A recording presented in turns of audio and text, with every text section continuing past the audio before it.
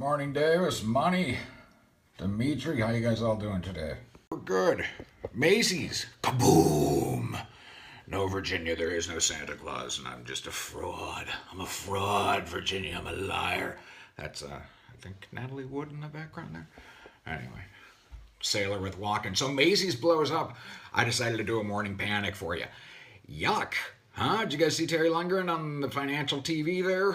It was not good. See, what you don't want CEOs to do is come on TV and blame the weather. Good morning.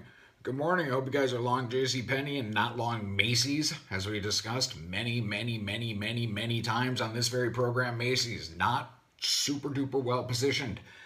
Terry Lundgren on TV today. So Macy's misses, and I hope if I got one of you, just one of you, out of that stock before this train wreck, then it's kind of worth my time to be up before the dawn here. Because that's our goal, is not necessarily to make you a ton of money through stock pick magic, but to steer you clear of just disasters. FanDuel, we're going to discuss with Howard later. Just wanted to hit Macy's and JCPenney. Here's the thing with Macy's. Terry Lundgren came on. He was slick CEO, saved Macy's. Really good CEO. In his day, Terry came on and he looked kind of like a guy who lost his fastball a little bit. I'll tell you my problem with their quarter. When you come on TV and you say, you know what, the weather's really bad in the Northeast and the tourists didn't show up. The two problems with that, both of which center around the idea that they think you're stupid. Macy's is 850 stores in 45 states. I just went outside in San Diego. The sun hasn't been up. I've been up for 2 hours. I spend a lot of time here just waking up and wondering why no one else is awake. But there's weather. I went outside and looked around and said, yeah, there's weather.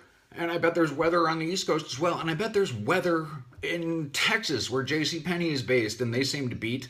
And in fact, barring some miraculous climatological change that science will only begin to understand decades after our species is gone, there's always going to be weather on this planet.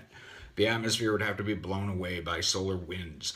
So weather is thus reduced to a complete bullshit excuse. It's akin to blaming gravity. Why can't I dunk? Effing gravity. There's a huge outbreak of gravity. I'm gravitationally fixed to the ground here, so I can't dunk. It's a quarterly problem. We're going to write down this quarter. I expect gravity to release its grip on man. The surly bonds of gravity shall be gone probably next year, maybe Q2. It's a Q2 thing. So anyway, Terry blamed the weather, and he said he's going to have to mark down a bunch of coats, which is what we talked about in terms of the promotional side of things. He also blamed tourism. Again, these are 850 stores, 45 states. Not a ton of people going to Dubuque to check out the Macy's there. Oh yes, we came from Taipei because we heard that there's outstanding retail in Cincinnati, which by the way is where Macy's is based. So it's a crap excuse. And if your business is so bad that it being warm for an extra month, that's gonna blow up your entire quarter, then you're not a very good operator, or it's not a business I want to be in. Ross Perot said never buy investments that are dependent on the weather. He was speaking to farming, but you could be speaking to ski resorts. You shouldn't be speaking to retail, though, because this is 2015. And in 1965, buying way too many winter coats and not being able to get out of stock in them should have been a problem.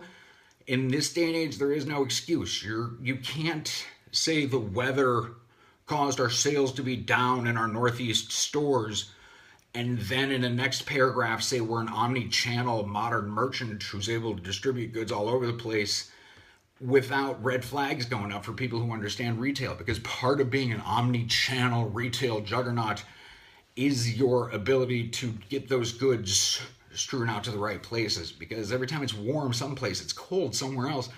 Get the goods to the places it's cold. Sell things online. If you're truly omni-channel, you're not going to be stuffed with this inventory. You can't claim to be modernized in one sentence and then blow up your next quarter, rip 10% out of the stock in one morning and claim that you're a super high-tech juggernaut. So Macy's continue to run away. JCPenney turnaround story. Trade it as you will. We'll get to DraftKings. I'm going to go down and see my friend Howard. That'll be later this afternoon on Panic. I just wanted to give you the guys the heads up on this Macy's trade. Don't buy it. Just don't buy it. It's down 10%. Ton of hedge funds long because Lundgren's slick and he's a New Yorker and he's going to really super duper try to appeal to that analyst community out there who regards all these flyover states where most of the 850 Macy's stores are located as kind of inconsequential. But the 34th Street Macy's is a palace and it's a Christmas delight and miracle on 34th Street, but it's not everything.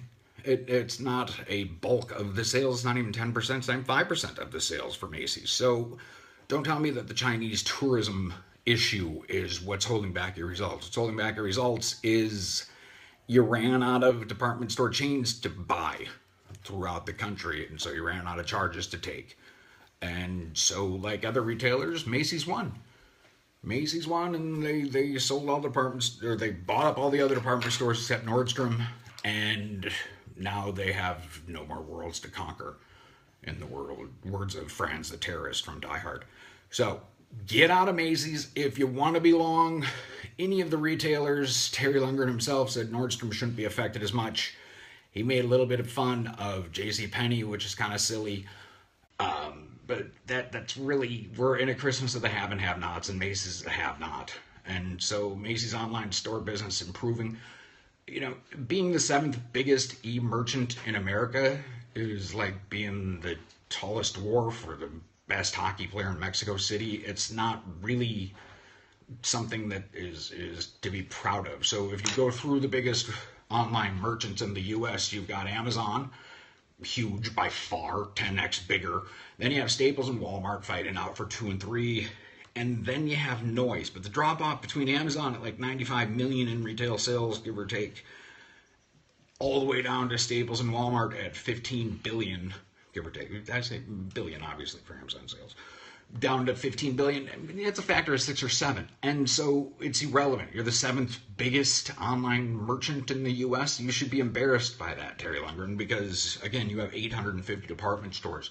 Macy's won the department store land grab.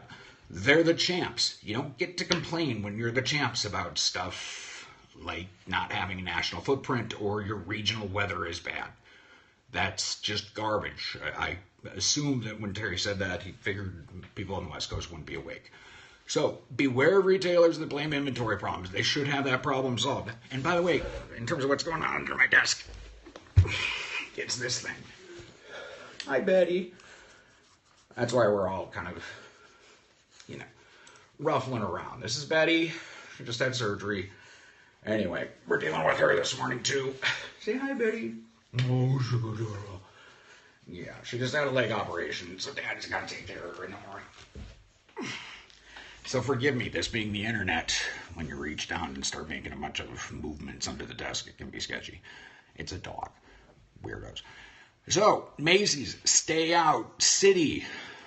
Don't swear at me on my thing. No on City. Forever. I still hold it against them, the financial crisis. JCPenney, trade it if you want to. We'll talk DraftKings later. The beer wars might come up later. InBev, SAB, they're taking over the world. Why that matters. It's all about shelf space in your grocery stores. You can't give one company a third of an entire grocery store refrigeration counter. And actually, I would encourage you guys, before the next time we talk, read up on the beer wars, which prohibition was largely an anti-German measure designed to beat up the Germans and their beer. But after we ended prohibition, there were literal fights. I grew up in Minneapolis where that was, the remnants of it were there when I was a boy drinker, swilling down beer at the Pabst Blue Ribbon Club in Nisswa, Minnesota. They fought for shelf space tooth and nail, and it wasn't just so, because they're a bunch of steakheads who were drunk, and that's what you do when you drink beer. The problem and the market share grab continues to live on, and a reason why you don't want 1/3 of these revenues going overseas is not necessarily the beer, but when you have that much control over the grocery stores, you can put anything there.